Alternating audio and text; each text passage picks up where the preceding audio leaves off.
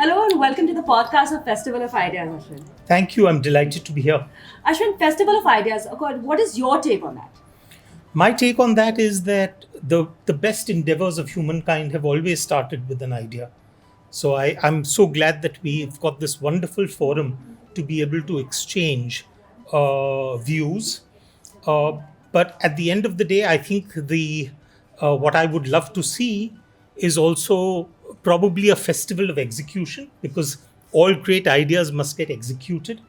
And I think the one change that we have seen in the last 8 or 10 years, the last decade of India, is that a lot of attention is being paid to the execution of ideas, which is wonderful. And we need more of that. So we need not only ideators, but we also need executors. Absolutely, every idea should be executed, and we see a lot of your ideas being executed on your books over here. The take on mythology. Yeah. Ashwin, talking to the newer generation, what is your perspective of the mythology that you're trying to put across via your books? Well, first of all, I have a problem with the word mythology itself.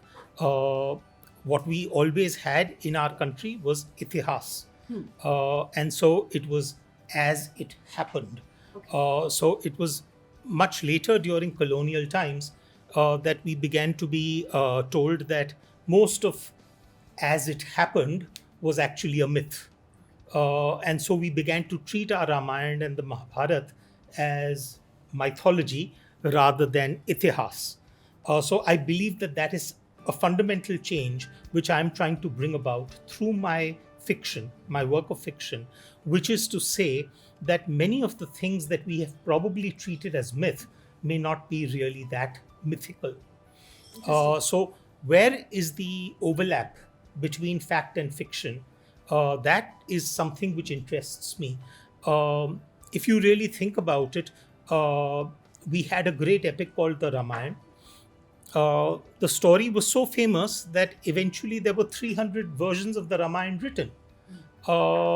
Now, of course, there are people who will say, well, this must be fictional because, after all, each version of the Ramayana varies.